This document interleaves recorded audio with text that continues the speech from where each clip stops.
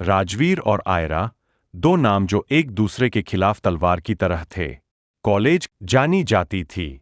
दोनों हर बात पर टकराते, राजनीति, समाज, यहां तक कि मौसम पर भी उनकी बहस हो जाती।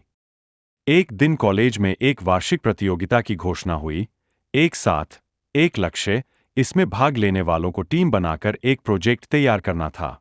किस्मत ने ऐसा खेल खेला कि राजवीर और आयरा को एक टीम में डाल दिया गया।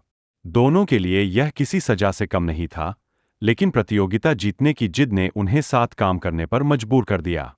शुरुआती दिनों में दोनों के बीच तकरार कम नहीं हुई। अगर राजवीर कुछ लिखता, तो आयरा उसे खारिज कर देती। अगर आयरा कोई आइडिया देती, तो राजवीर उसे बेतुका कहता। लेकिन जैसे जैसे वक्त बीतता गया, उन्होंने एक दूसरे की खूबियों को देखना शुरू किया।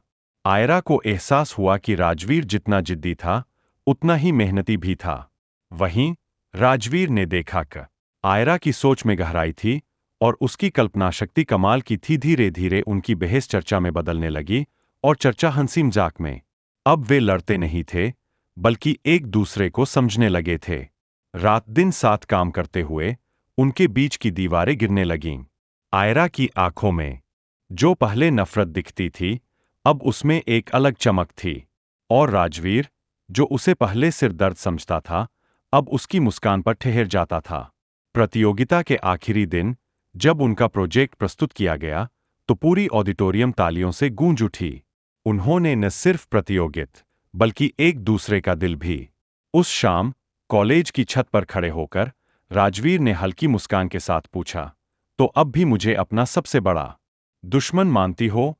आयरा ने मुस्कुराते हुए जवाब दिया, दुश्मनी कब की खत्म हो चुकी, राजवीर। अब तो तुम मेरी सबसे खूबसूरत गलती हो। और उसी पल दो दुश्मन दोस्त बने, फिर साथी और अंत में प्रेमी।